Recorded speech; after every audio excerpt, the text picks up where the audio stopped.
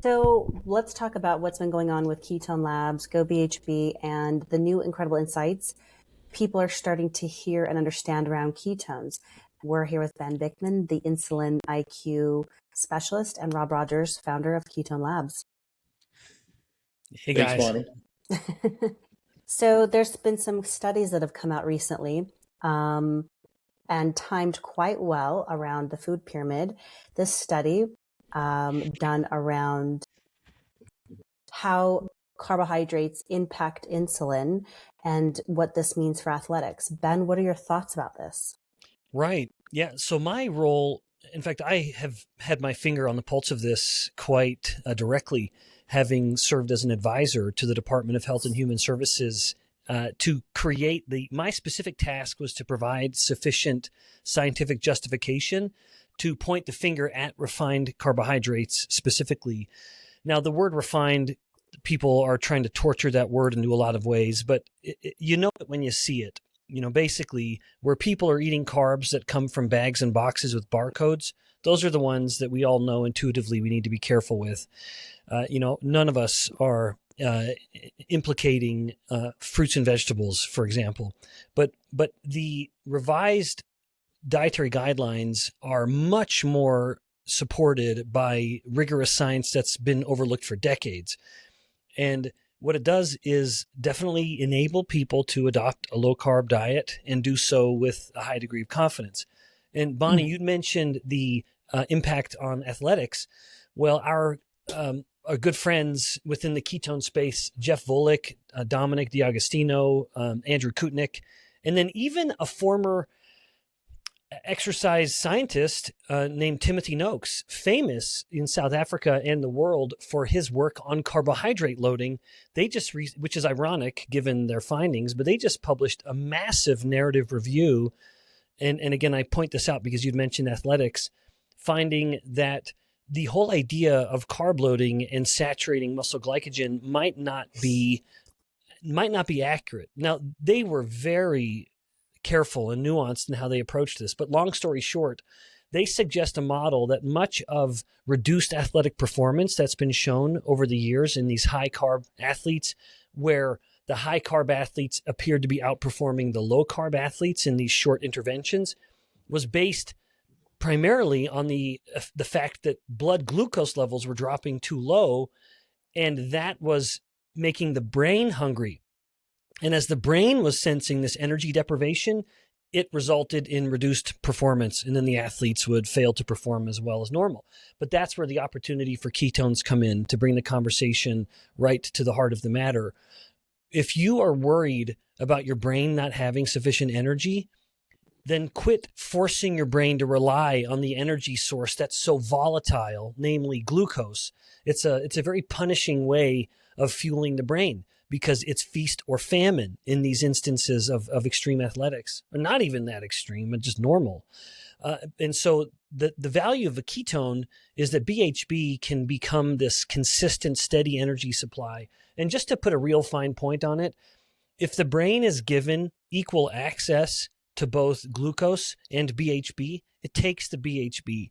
We've known this for decades. Dr. George Cahill, one of the legends in fasting and starvation research, he identified this decades ago, finding that if the brain has both, the brain starts to shift over to ketones, even if glucose is still available. I think you give people permission to scale back their carbohydrates, not that they don't need them, because they play a role in different mechanism pathways in athletics. But we're now questioning the idea of how much truly does it mean?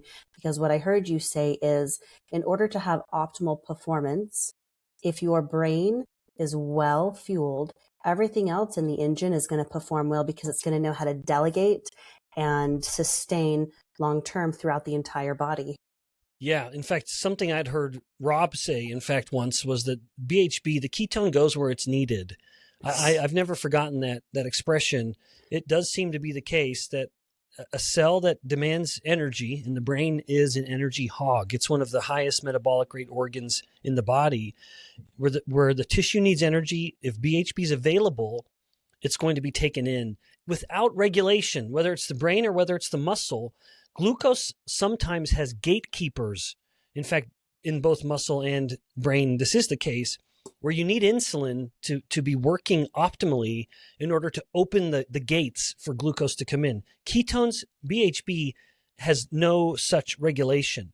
BHB has transporters that are always there and ready to go, and thus there are fewer steps that can potentially get disrupted or broken, if you will. There's no bouncer at the door regulating who can come in like it is with glucose. If it's a ketone, it just gets a VIP pass and moves right in. Yeah, let me hit on that. So as we had a big discussion this weekend with a bunch of former athletes.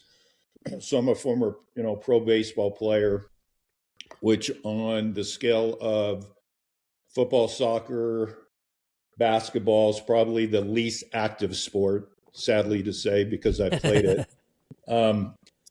But what we talked about was, with this study coming out on carbs, and then, what Bonnie said, the incredible work you did, Ben, around the pyramid and shifting that. First of all, thank you. It only took 100 years and had to get flipped. The sad part was we all knew it. But that continued, that false information continued to be out there. But as a pro athlete, you think of ketones, you hear of what ketones are doing in endurance sports and have for years, at least since I've been in this space for about 10 years. And you hear about the dramatic impact BHB has in, say, a marathon runner, some of these gals doing these 100-mile races. Yeah, does ketones work? 100%. But where I argue, and I think everybody's starting to agree with me now, putting baseball on the side, because you could literally have a 350-pound fat, overweight person that could be very successful in baseball because they can hit the ball 500 feet, right? Yeah. But when you look at a basketball player, soccer, certainly football, we have the playoffs this weekend. These guys are going hard nonstop. They might, take a play off, and I'll even throw hockey in here. But these guys are going hard, 100, a marathon runner isn't sprinting all out. They might be going 50, 60%, maybe 70. But these football players, hockey, soccer, these guys are going all out all the time. And I'm telling you, ketones will and do have a dramatic impact in those sports. But the one thing we all talked about this weekend is, again, these old athletes got together saying we wish we had ketones back in our day when we were playing, was the impact it has on the brain. Now, let me even bring baseball back into it. So baseball is more of a brain sport. You're not to take away from the other sports, but if anything, baseball's a brain sport as opposed to a physical sport.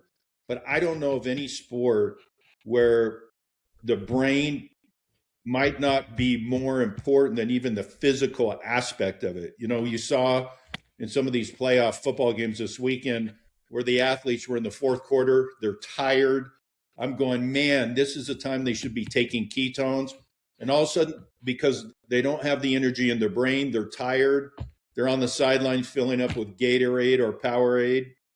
And now you see where they've gone almost the entire game with no penalties or errors. Now they're making penalties and errors left and right. And it's just their brain doesn't have any more energy in it. And I'm just sitting there watching this play out, and I'm going, what an incredible time for ketones as opposed to carbs, right? Yeah. And then to go back to that great study that all of our friends, Andrew, Dominic, Jeff, and it was interesting to see Noakes in there. Yep. They weren't necessarily bashing carbs. It was just, they were saying we were just wrong with the approach it was taking.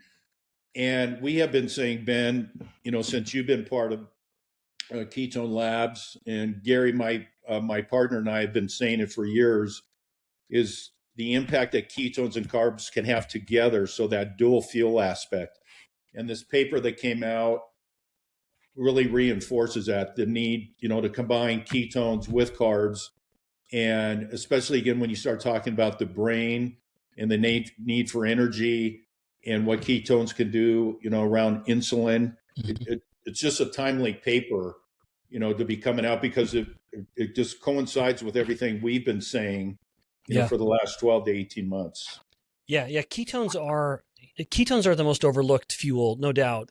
And we got to appreciate how they've evolved, and the research continues to evolve our view of ketones, where they've graduated from being called metabolic garbage or a waste product to being, reluctantly admitting, all right, well, DBHB is something that might be able to be used, but L is garbage. And now even that's evolving, especially in the context of the heart, where we've long known that not only can the heart make its own ketones, but it's unique in that it is making like a third of all the ketones, almost up to a half of what the heart's making is L. In fact, my lab's doing a project right now looking at the degree to which L may be one of the great overlooked benefits to reducing blood pressure, increasing the output of the heart without forcing the heart to work harder. Like, for example, someone could say, well, caffeine is going to increase cardiac output. It's going to increase the amount of blood coming out of the heart. Yeah, but it does so because it's making the heart work a little harder. And so with athletics and a healthy athlete, you would say, well, that's fine. That's worth it. Their heart, they got a heart like a racehorse. All right, so be it. But what about the majority of Americans right now, and we could go well beyond the borders of the United States for this, who suffer from hypertension, and they are far from athletes? Well, they don't want their work to be harder, their heart to work harder, because they already may have some degree of heart failure. What if you can make the heart work better and easier? Well, that's what just this last year, a dynamite paper was published looking at how L uniquely is enhancing the output of the heart without forcing the heart to work harder, because it's reducing the amount of pressure that the heart has to generate in order to move that blood out. So the research, our lab just published a report just this last year, months ago, finding that D and L, when supplemented on a modestly low-calorie diet, in the midst of any of the weight loss, it helped these individuals retain more lean mass than the control group. So the benefit, we're doing we're just about to publish a paper looking at the degree to, in fact, we're literally submitting it today as I record this, the degree to which different ketone supplements, some of which are very popular, but I would say shouldn't be, hurt the liver, where you are robbing the liver of its energy. This, I think, has implications that certainly goes to athletics, where you don't want your liver, in the midst of a long marathon, you don't want your liver to be losing energy because it's attempting to convert this alcohol ketone precursor called 1,3-butanediol into BHB. Why not just take the straight BHB? And these are unpublished results, but what we found is that the actual amount of energy in the liver is significantly down when with 1,3-butanediol. And people, let me just elaborate on that for a second. People talk about energy, and they don't really know what they're saying. And as a guy who got my training, my academic training was in a realm called bioenergetics, which is the study of energy in living organisms. So not like a physicist who may study energy in an engine, in a car or a nuclear reactor. We're looking at the nuclear reactor of the cells of the human body. And here, 1,3-butanediol, which is marketed as a ketone supplement, and it is not, it is an alcohol precursor, so the liver can convert it to BHB. Well, it does so at a high energetic cost, all while, as our data suggests, and this is, I have to say, preliminary because it's not been accepted yet, it's hurting a specific complex of the electron transport system. So you're kind of breaking the mitochondria's ability to make ATP, which is energy in a cell. When people talk about energy, you got to be talking about ATP in some way or another. Don't go with the precursor is part of my application or my takeaway from this, because of the few things I pride myself on, and when you're a guy like me, you don't have much to be proud of. One of the things I pride myself on is the application of the science.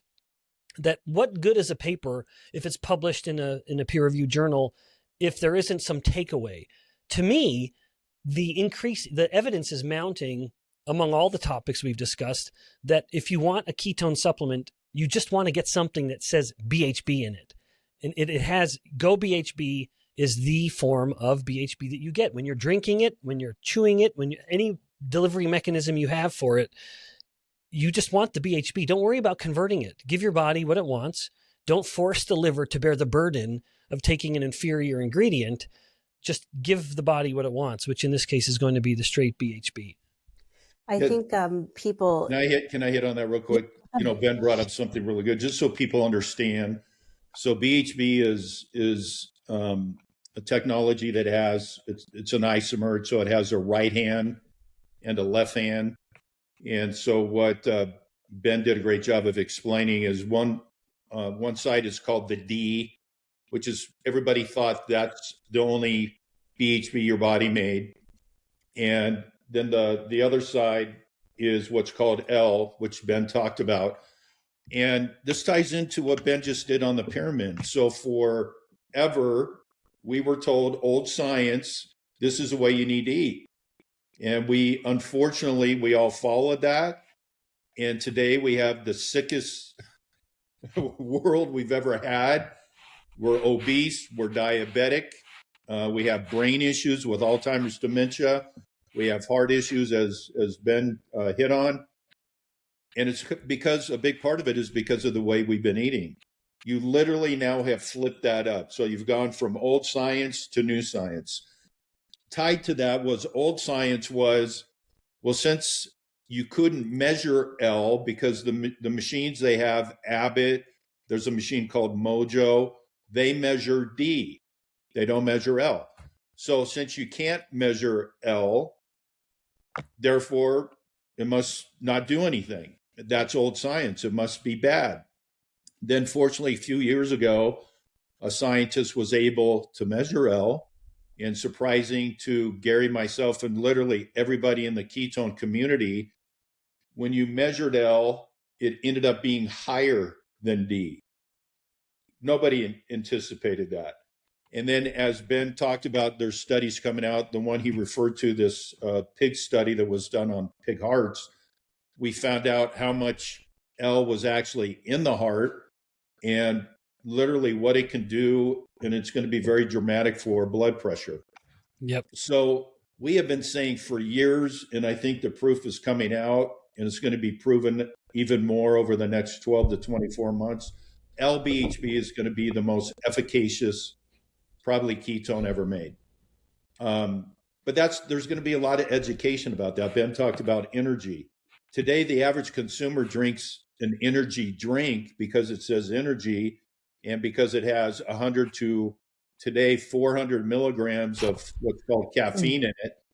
And people don't understand that caffeine isn't energy. Caffeine is a stimulant.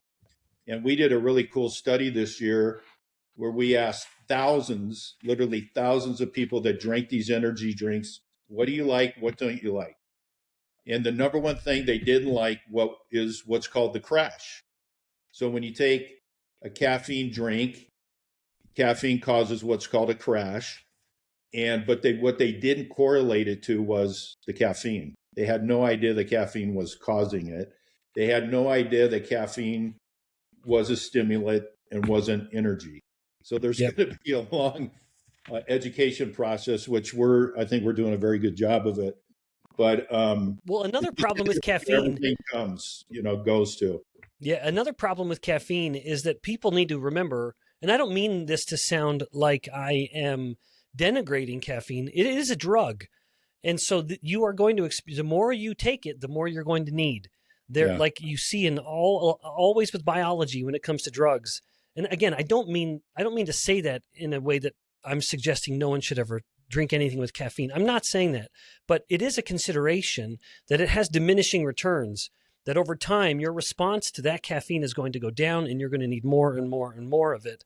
And I like what you said. Caffeine is a stimulant. It's not actually giving you energy. That's where I think BHB is able to step in. It is actual energy, metabolizable by every single cell in your body with mitochondria, which is everything but red blood cells. Red blood cells will get their energy another way.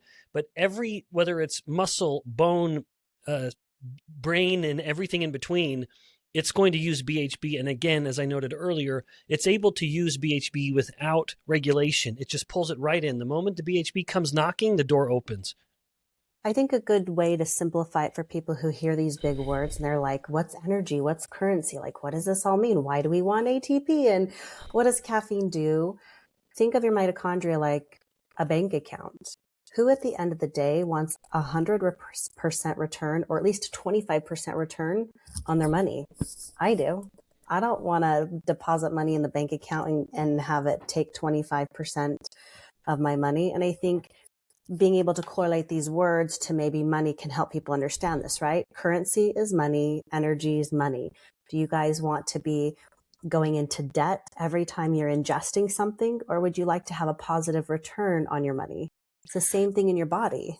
Yeah, I agree. And Ben and I travel all over the world, unfortunately, and we give presentations. And maybe two things on that. I don't know with Ben, but with me, when I'm traveling, when you travel, it's exhausting, especially when you're traveling all over the world.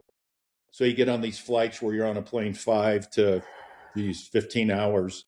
The one thing since I've gotten associated with ketones, it's had a dramatic impact on my ability to respond back quickly, rebound, feel good. We're typically when I traveled, to China or Japan or whatever, it might take me 2 or 3 days to really get back to normal. But with exogenous ketones or BHB, I'm able to get right back to going 100% just by taking these. But where I'll go with the currency, Bonnie, one thing we talk about is, your body has light bulbs. If you look at it, where you have all these little light bulbs all over your body, and in some cases, no fault of your own, mainly from aging, maybe your environment. Those light bulbs start turning off. They dim. They just go totally out. And what's really cool with beta-hydroxybutyrate (BHB) with the ATP that Ben talked about, it literally goes back in and turns those light bulbs back on. And so today, when we were in Europe and I was giving a presentation, I do this all the time. I ask the crowd, all right, how many people once a week wake up feeling tired? Raise your hand. Everybody raises their hand. And then I say, all right, how about 3 or 4 days a week? How many people in here wake up 3 or 4 days a week tired? Raise 2 hands. Everybody raises 2 hands. And it's become so bad with people being tired. And I'm talking even today with kids, that it's just become normal. And it isn't normal. And that's where BHB can have a dramatic impact, because it's delivering pure ATP, where we literally get rid of this tired problem and go in and turn those light bulbs back on. And when I see where BHB is going and it's exploding, because it's gotten out of that, that diet or that keto channel, and people are now understanding what it does for energy or the brain, or, we equate it to creatine, because both of these ingredients do so many things, it almost becomes unbelievable.